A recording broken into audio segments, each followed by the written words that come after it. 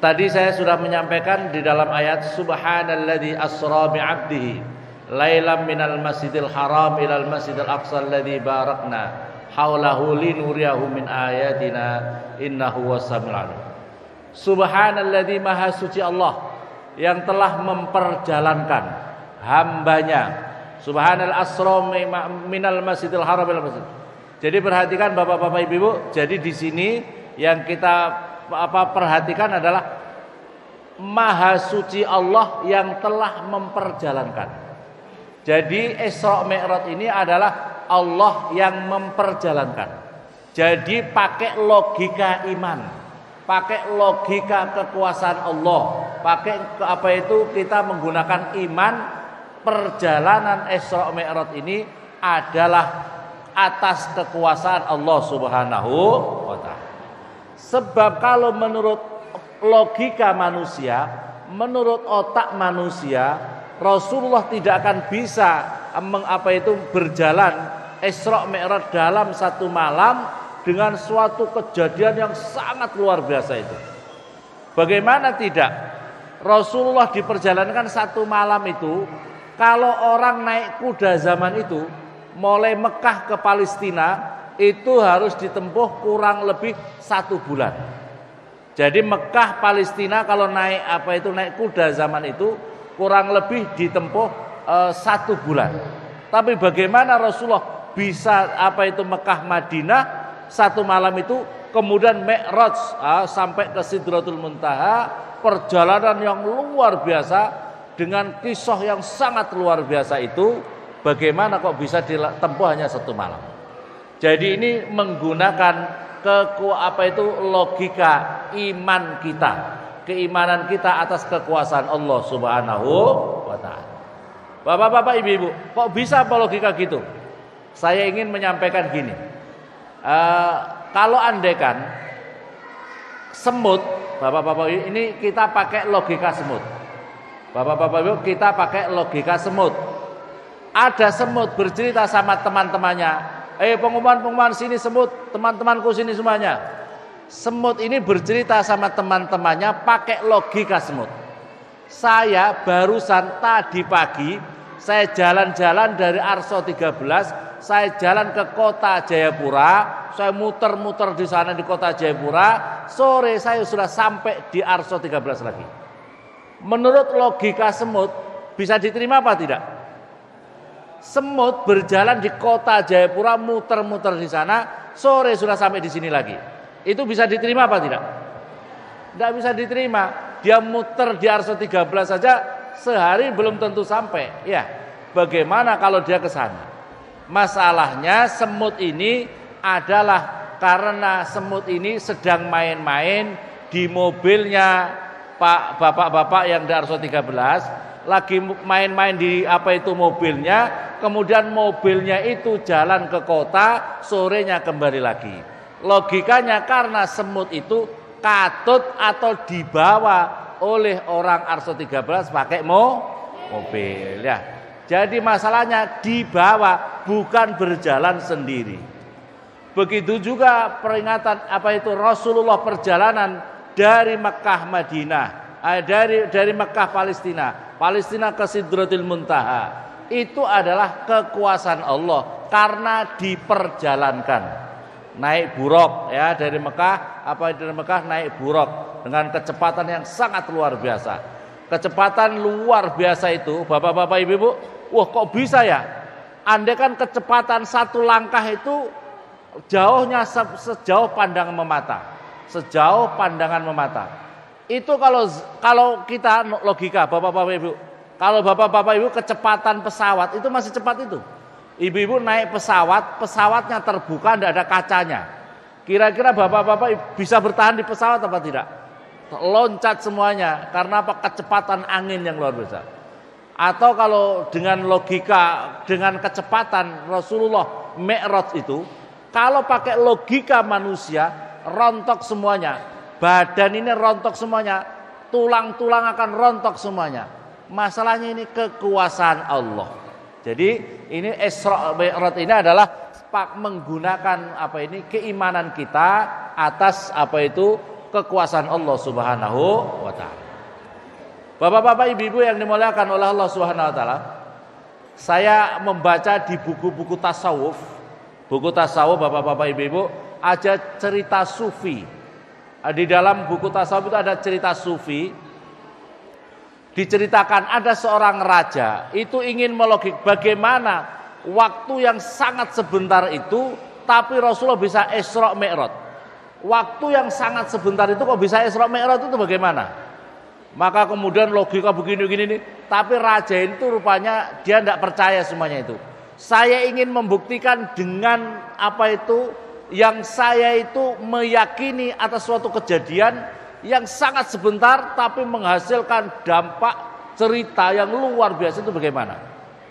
Maka akhirnya bapak-bapak, ibu-ibu, semuanya yang pakai logika-logika, pakai ilmu-ilmu syariat semuanya tidak diterima. Maka akhirnya didatangkan seorang waliullah. Terus kemudian raja minta begini-begini nih. Waliullah tadi ini yang makanya ini cerita-cerita sufi. Maka kemudian tuan raja ini di depan para pejabat-pejabatnya, di depan ustadz-ustadz yang sangat banyak di majelisnya raja. Tuan raja, tolong saya disiapkan ember yang ada isinya air. Bapak-bapak, ibu-ibu, maka akhirnya disiapkan ember. Tuan raja, kami semuanya menjadi saksi di sini. Tuan raja, tolong dilepaskan kalau raja ini apa namanya? Kulo itu apa? Mahkota. Mahkotanya tolong dilepaskan tuan raja. Tuan raja tolong masukkan kepala tuan raja di dalam air. Kalau sudah merasa tidak kuat, diangkat. Saya ingin membuktikan pada tuan raja waktu yang sangat sebentar, tapi di dimensi yang lain mempunyai dampak yang luar biasa. Maka akhirnya raja ini memasukkan kepalanya di dalam ember itu yang ada airnya, yang di situ disaksikan seluruh pejabat-pejabatnya, seluruh ustadz-ustadz, seluruh tokoh-tokoh agama di situ. Begitu memasukkan kepalanya di situ, raja ini seolah-olah dirinya baru naik dari dalam laut. Jadi dia itu berenang seolah-olah dia ditenggelam di laut, berenang naik ke atas, kemudian dia meraih di pinggir pantai, dan kemudian dia bingung, ini pantai mana, terus di mana saya tidak tahu. Maka akhirnya dia di sana tidak bisa memperkenalkan raja karena kampung itu sendiri dia tidak kenal. Maka akhirnya dia menikah di sana. Singkat cerita dia punya anak sampai 3. Dia itu susah karena selalu dimarah istrinya. Karena dia itu raja, tidak bisa kerja. Biasanya raja itu bisanya hanya perintah saja. Sementara di situ dia harus peras keringat, banting tulang untuk mencari nafkah istrinya. Apalagi istrinya cerewet. Bapak-bapak, ibu-ibu, istrinya cerewet. Biasanya istri-istri cerewet enggak? Kalau di sini cerewet apa enggak, ibu-ibu? Alhamdulillah. Cerewet itu indikatornya gini, Bu. Kalau ditanya, "Bu, dari mana?" Tanya-tanya, "Pagi saya sudah masak, sudah mencuci, ngantarin anak, segala macam." 1 kali pertanyaan jawabnya banyak. Itu namanya Insya Allah kalau ibu-ibu terlalu cerewet terus, insya Allah suaminya cepat mati. Amin Allahumma. Ampun amin ya. Makanya jangan terlalu cerewet ya. Bapak-bapak, ibu-ibu yang dimuliakan oleh Allah, raja itu karena cerewet akhirnya enggak kerasan. Akhirnya dia sumpek, akhirnya dia stres. Maka ibu-ibu, caranya suaminya ibu-ibu supaya kerasan di rumah, ibu harus pandai supaya suaminya itu kerasan di rumah itu bagaimana? 1, jangan terlalu cerewet. Cerewet itu kalau orang terlalu cerewet, setan itu kadang-kadang juga takut sama ibu-ibu yang cerewet. Ibu-ibu, setan itu kadang-kadang juga takut sama ibu-ibu yang cerita. Suami itu di kebun punya sumur kecil, tapi sumurnya itu ada hantunya. Ada sumur enggak terlalu dalam, karena suatu ketika cekcok sama suaminya jengkel. Karena jengkel ngerocot terus gitu. Akhirnya sama suaminya, istrinya didorong masuk ke sumur kayak di kolam di sini, masuk di dalam sumur itu. Begitu masuk di sumur, dibiarin begitu lama-lama, tiba-tiba dari dalam sumur itu keluar hantunya. Suaminya lihat, loh, kok kamu hantu di sini? Waduh, saya tidak kuat di dalam. Gara-gara ada perempuan cerewetnya luar biasa. Jadi hantu saja takut sama orang cerewet. Ibu, insya Allah kalau rumahnya angker, datangin sama orang-orang cerewet, ibu-ibu yang cerewet. Insya Allah hantunya kabur. Amin Allahumma. Bapak-bapak, ibu-ibu yang dimuliakan oleh Allah Subhanahu Wa Taala. Akhirnya ini raja sholat sunnah di pinggir pantai. Akhirnya raja ini sholat sunnah di pinggir pantai, minta supaya dikembalikan di kerajaan lagi. Maka ketika dia sujud, dia bangun dari sujud, dia sudah kembali lagi ke kerajaannya lagi. Dia sudah kembali di kerajaan lagi. Maka dia marah-marah, kamu kurang ajar. Kamu sudah membuat saya tersesat selama 7 tahun. Saya dimarah-marah orang, saya begini-begini, hidup saya sengsara luar biasa begini. Orang-orang semuanya heran. Wong dia itu kasih masuk di air itu cuma sekedar saja. Semuanya menjadi saksi. Kok dia merasakan sampai 7 tahun. Masya Allah. Ini apa akhirnya? Maka akhirnya dia perintah, ini ustadz ini masukkan di penjara gara-gara membuat saya sengsara. Ini ustadz yang suruh masukkan air itu akhirnya di penjara. Di dalam penjara akhirnya dia berdoa sama Allah supaya diangkat dari penjara. Maka dia dipindah sama malaikat, dipindah di negara yang lain. Karena dia berarti hukumnya bukan di bawah negara itu. Dia selamat dari kejahatan raja. Dari sana dia berkirim surat, Tuan Raja, saya ingin menjelaskan kepada Tuan Raja. Tuan Raja mengatakan bahwa di situ sampai 7 tahun. Sementara semua pejabat, semua ustadz, tokoh agama menjadi saksi. Tuan Raja memasukkan air di dalam air itu cuma kurang lebih 1 menit. Bagaimana Anda merasakan kok sampai 7 tahun? Ini artinya perjalanan Isra Mi'raj itu waktunya memang pendek, tapi di dimensi yang lain itu mempunyai dampak waktu yang sangat luar biasa. Di dalam Al-Quran juga diterangkan, bapak-bapak ibu,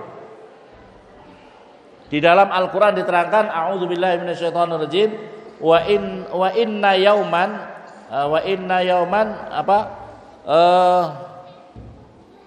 sesungguhnya 1 hari di dalam akhirat itu mempunyai wa inna yauman 'inda rabbika ka'alfi sanatin mimma ta'udun. Surat Al-Hajj 47. Wa inna yauman, sesungguhnya 1 hari di sisi Tuhanmu nanti di akhirat, Bapak-bapak.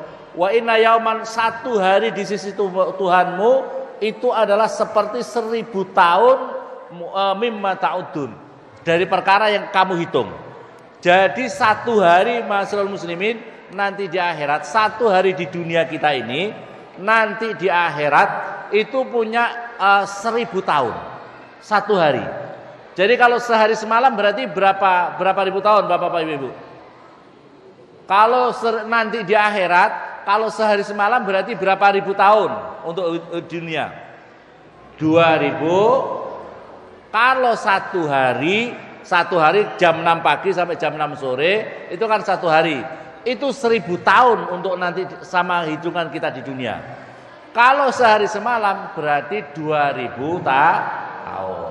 Jadi kalau bapak-bapak ibu-ibu ada yang suka ngerasani orang, ibu-ibu di sini ada yang tukang ngerasani orang apa tidak?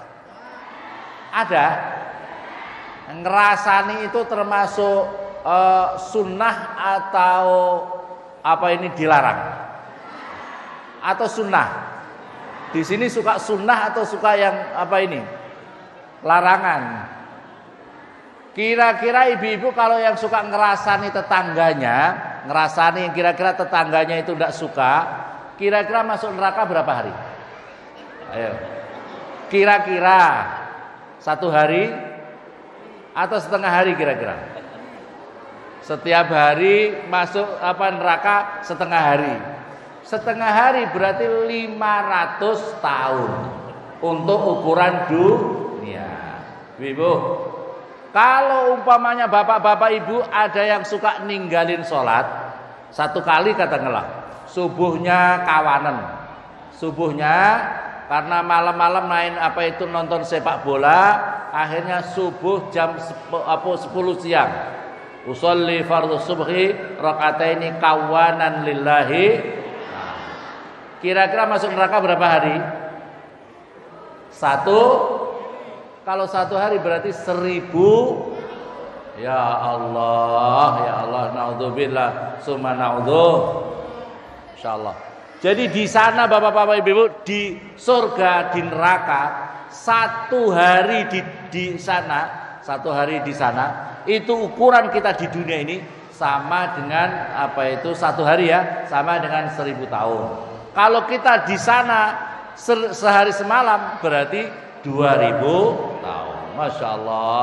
Bapak-bapak ibu-ibu yang dimuliakan oleh Allah Subhanahu Wa Taala. Maka oleh karena itu inilah perjalanan Isra dan Mi'raj itu adalah atas kekuasaan Allah. Kita menggunakan logika iman, bukan pakai logika manusia. Perjalanan Rasulullah SAW. Bapak-bapak ibu-ibu yang dimuliakan oleh Allah Subhanahu Wa Taala, perjalanan Rasulullah Isra dan Mi'raj itu mempunyai iktibar, menghabis banyak sekali iktibar pelajaran-pelajaran yang kita ambil. Pelajaran-pelajaran yang kita ambil bapak-bapak ibu-ibu, Rasulullah di dalam perjalanan naik burak itu ada panggilan dari sebelah kanan kiri, di belakang, ada yang di depan. Saya secara singkat, Muhammad, perlahan wahai Muhammad, ala rislik ya Muhammad. Tapi Rasulullah terus berjalan, samping kanan kiri, depan. Di depan itu ada seorang perempuan dengan bersolek, berpakaian dengan berbagai macam perhiasan-perhiasan dunia, emas, cincin, semuanya dipakai, bersolek. Berhenti ya Muhammad, perlahan Muhammad. Tapi Rasulullah terus berjalan. Terus kemudian bertanya, ya Jibril, siapa mereka itu Jibril? Kata Rasulullah, kata malaikat Jibril, Muhammad, untung kamu yang tidak berhenti. Panggilan dari sebelah kanan itu adalah panggilan orang Yahudi. Andaikan engkau berhenti wahai Muhammad, maka umatmu banyak yang menjadi bermental Yahudi. Bermental Yahudi itu adalah mentalnya hanya cari kenikmatan dunia saja, cari fulus dunia saja, tidak mikirin akhirat. Ya, bapak-bapak ibu-ibu. Yang di samping kiri itu adalah panggilan Nasrani, yang di depannya itu adalah panggilan dunia. Untung kamu tidak berhenti Muhammad. Kalau berhenti banyak umatmu yang bermental Yahudi jadi bermental Nasrani, hanya mencari dunia saja. Untung kamu tidak berhenti. Rasulullah tidak berhenti aja, banyak umatnya yang pikirannya hanya bermental Yahudi, Nasrani, hanya mencari dunia saja. Nggih napa mboten? Pikirannya hanya fulus, pikirannya hanya dolar. Diajak ngaji susah, diajak zikiran susah, diajak wiridan susah. Anak-anaknya juga susah mikirnya. Aduh anakku nanti kalau mondok pesantren, aduh kasih makan apa? Pikirannya makan, pikirannya fulus. Ya, ada enggak kalau di sini begini? Enggak ada nih. Alhamdulillah. Diajak sama Ustaz, ya Ghaffar, ya Qudus, ya Ghaffar, ya Qudus, ya Ghaffar, ya Qudus. Malah dirubah. Kalau pikirannya duit, ya dolar, ya fulus, ya dolar, ya fulus, ya dolar, ya fulus, duit. Afdhalul zikri fa'lam annahu la ilaha illallah, duit. Ya Allah, pikirannya hanya Kalau pikirannya hanya begini susah. Saya mau kasih tahu. Saya kasih tahu ibu-ibu. Ini khusus ibu-ibu. Bapak-bapak nomor 2. Dari kiai saya Kiai Maimun Zubair. Kalau ada seorang ibu pikirannya hanya fulus, pikirannya hanya hubbud dunya, terlalu cinta dunia, maka sangat susah anak-anaknya menjadi orang-orang ahlal ilmi. Susah menjadi orang-orang soleh-solehah. Karena madrasah pertama dalam rumah tangga itu ibunya. Kalau ibunya pikirannya fulus, ndak pernah zikir, zikirnya hanya TikTokan tok, pikirannya hanya Facebookan tok, Al-Qur'annya nomor sekian. Kalau di sini kan enggak, nggih, rajin pegang Al-Qur'an atau rajin pegang HP kalau ibu-ibu sini? HP atau Al-Qur'an? HP, Masya Allah. Rajin buka Al-Qur'an atau rajin buka Facebook? Ya Allah, ibu-ibu yang sepuh-sepuh masih tahu Facebook juga ya. Ya Allah, kalau ibunya suka seperti ini terus-menerus, anaknya susah untuk jadi anak-anak soleh-solehah, susah untuk menjadi anak-anak yang alim alam. Makanya ibu-ibu harus ada waktu main Facebook boleh, tapi harus punya istiqomah yang rajin, baca hizibnya, baca istighosahnya, baca zikirnya. Kemudian diniatkan untuk anak turunnya. Semoga dengan istiqomah itu keturunan sampean. Bapak-bapak ibu, keturunan sampean itu kunci sukses sampean di akhirat. Kalau anak-anak sampean itu susah tidak halal ilmi, susah sampean bisa bersama-sama masuk surga. Ya. Bagaimana anaknya hanya rajin pacaran? Gini betul. Rajin pacaran, enggak iso ngaji. Masya Allah, naudzubillah summa naudzu. Ini dari Kiai Maimun, Jadi kalau bisa, kalau mas-masnya cari itu istri. Kalau bisa itu sekarang cari istri yang dia itu kalau bisa tidak mengenal HP.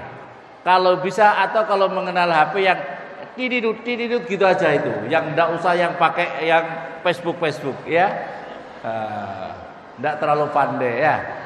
Atau kalau ndak sebenarnya boleh juga seperti itu, tapi seorang ibu harus punya manajemen waktu. Kapan pegang HP, kapan zikir, kapan punya rutinitas membaca Al-Qur'an, kapan sholat malamnya. Amin Allahumma.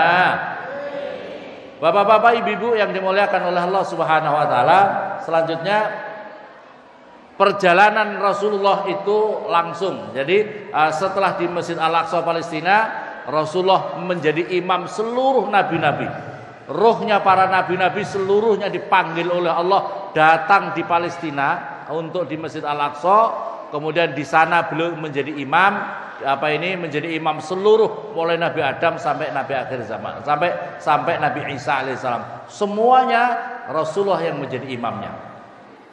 Ini adalah seolah-olah menjadi tasliyah, menjadi penghibur Rasulullah, bahwa perjuangan Rasulullah, perjalanan Isra Mi'raj itu kan Rasulullah sedang mengalami kegalauan sedikit ketika istri beliau Siti Khadijah yang sangat mendukung, pamannya Abu Thalib itu yang sangat mendukungnya itu wafat, sehingga beliau itu seolah-olah menjadi semakin berat, perjuangannya menjadi berat. Bapak-bapak, ibu-ibu, perjuangan apapun juga itu kalau didukung oleh orang-orang dekat itu istimewa, menjadi ringan. Ada seorang ustadz, seorang Pak Imam, kalau tidak didukung istrinya untuk jadi imam, kenapa kamu jadi imam?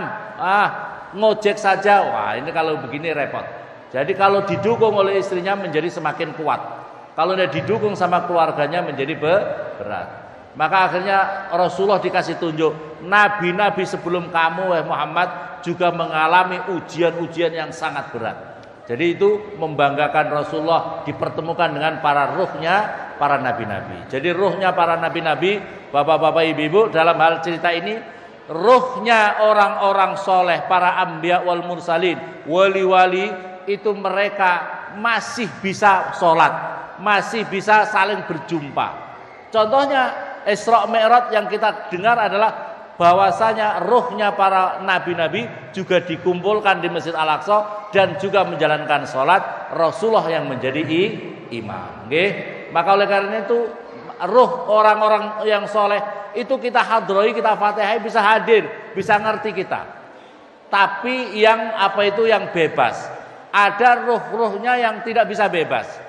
Ruhnya apa? Siapa? Orang-orang yang disiksa di alam barzah. Maka mereka selalu dalam kesedihan terus-menerus karena siksaan-siksaan tersebut.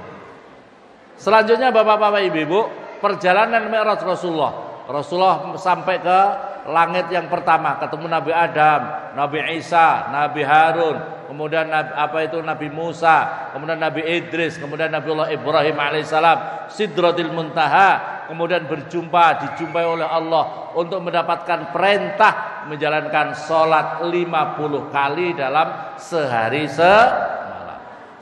semalam. Rasulullah siap menerima perintah. Tapi ketemu Nabi Musa, ya Muhammad, umatmu tidak mampu, kami ini umatku kuat, tidak mampu kalau menjalankan 50 kali. Minta keringanan, karena Rasulullah demi umatnya yang tidak kuat-kuat, umatnya yang ringkih-ringkih, maka kemudian Rasulullah minta keringanan, dikurangi lagi sampai 5. Demi kasih sayangnya kepada kita umat Rasulullah Shallallahu Alaihi Wasallam. Jadi bapak-bapak, ibu-ibu, di dalam hal ini yang kita ambil pelajaran, yang bisa diambil pelajaran, jadi sholat 50 kali ini menjadi 5 kali, jasanya siapa? Jasanya siapa bapak-bapak, ibu-ibu? Nabi Musa yang usul. Ya, Nabi Musa usul supaya minta keringanan. Usulnya siapa bapak-bapak, ibu-ibu? Nabi Musa. Ya.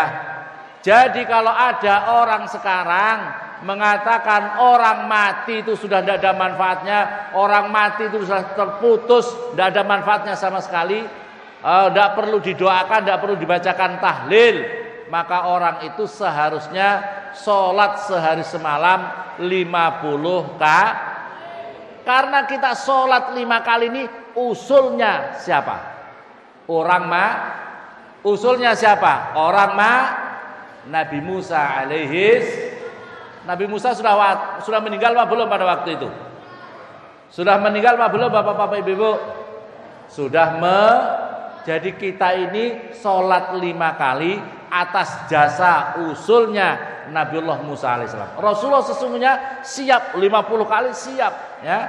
Tapi karena usulnya Nabi Musa, maka kemudian minta keringanan. Ini usulnya orang mati. Jadi kalau sekarang ada orang mengatakan tahlilan tidak boleh, segala macam tidak boleh, maka kalau seharusnya dia harus sholat sehari semalam 50 kali. Nggih. Bapak-bapak, ibu-ibu yang dimuliakan oleh Allah Subhanahu wa taala. Ini perjalanan Isra Mi'raj Rasulullah sallallahu alaihi wasallam mendapatkan perintah 50 kali. 50 kali ini saja, 5 kali ini saja pahalanya sama dengan 50 kali. Andaikan bapak-bapak, ibu-ibu, kita ini diwajibkan sholat 50 kali sampai sekarang, kira-kira orang-orang Arso 13 kuat kamu betul? 5 kali saja banyak yang bolong-bolong, gini betul? Apalagi 50 kali. Bapak-bapak, ibu-ibu yang dimuliakan oleh Allah SWT, sholat as-salatu imaduddin, wa man aqamaha faqad aqamaddin, wa man taraka faqad. Sholat itu menjadi tiang agama. Barang siapa menjalankan sholat, maka sungguh ia telah mendirikan agama. Barang siapa meninggalkan sholat, maka sungguh ia telah menghancurkan, meruntuhkan agamanya. Sholat itu bapak-bapak, ibu-ibu, ibarat sholat ini adalah komunikasi seseorang hamba kepada Allah. Sholat ini adalah munajatnya seorang hamba kepada Allah. Maka di dalam sholat itu ada komunikasi ketika Rasulullah berjumpa dengan Allah Subhanahu wa taala. At-tahiyyatul mubarakatus sholawatut thayyibatulillah. Jadi ketika Rasulullah berjumpa dengan Allah yang pertama kali, karena haibahnya, karena kecintaan, maka Rasul mengucapkan at-tahiyyatul, segala macam kebaikan, segala macam penghormatan, segala macam keberkahan, hanya bagimu ya Allah. At-tahiyyatul mubarakatus sholawatut thayyibatulillah, hanya milikmu ya Allah, segala macam kebaikan, keberkahan hanya milikmu ya Allah. Itu yang diucapkan Rasulullah sallallahu alaihi wasallam. Kemudian Allah Subhanahu wa taala menyampaikan firman-Nya, assalamu alayka ayyuhan nabiyyu wa rahmatullahi wa barakatuh. semoga keselamatan bagimu ya Muhammad. Assalamu alayka ayyuhan nabi, wahai yang menjadi nabi, wa rahmatullahi wa barakatuh. Jadi Rasulullah mendapatkan salam dari siapa? Dari siapa Bapak-bapak Ibu-ibu? Dari Allah Subhanahu. Rasulullah tidak individualis. Rasulullah tidak hanya memikirkan diri sendiri, karena mendapatkan transfer ya, mendapatkan transfer salam dari Allah Subhanahu wa taala. Rasulullah menjawab assalamu alaina wa ala ibadillahis sholihin. Semoga keselamatan bagi kami dan bagi hamba-hamba Allah yang soleh, bagi hamba-hamba Allah yang soleh.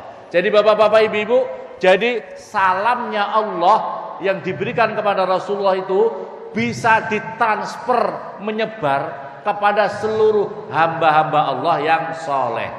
Jadi bapak-bapak ibu yang dimuliakan oleh Allah, assalamu alaina wa ala ibadillahis sholihin. Baru asyhadu an la ilaha asyhadu an la ilaha illallah. Itu ketika illallah itu baru begini, jangan at-tahiyatul gini. Ada enggak? Baru at-tahiyatul sudah begini, muter-muter gini tangannya. Ada yang muter-muter gini, muter-muter apa-apaan yang ganggu kanan kiri, muter gini ya. Ada yang muter-muter gini. Ya Allah, ya Rabbi subhanallah. Jadi syahadat itu asyhadu alla ilaha illallah, asyhadu anna Muhammadar. Jadi bapak-bapak ibu-ibu, oleh karena itu orang yang tidak sholat, bapak-bapak ibu-ibu, jadi orang yang tidak sholat dalam keterangan hadis Nabi, orang yang tidak sholat itu membawa dampak negatif kepada 70 orang. Orang yang tidak sholat, orang Islam kok tidak sholat, membawa dampak negatif. Allah mencabut rahmatnya 70 orang. Pertama dari keluarganya. Jadi bapak-bapak ibu, satu keluarga kok ada yang kewajiban sholat, kok tidak sholat dia, maka Allah mencabut rahmatnya, kasih sayangnya dicabut oleh Allah. Kasih sayangnya dicabut oleh Allah. Kalau di dalam rumah itu ada 10 orang, 10 orang dicabut oleh Allah. Selebihnya tetangga-tetangganya, rahmat Allah, kasih sayang Allah dicabut. Maka oleh karena itu kenapa di dalam rumah tangga kita kadang-kadang kok nggak nyaman, di rumah tangga kita kok nggak nyaman, lingkungan kita kok nggak nyaman, terjadi ketidaknyamanan di kanan kiri.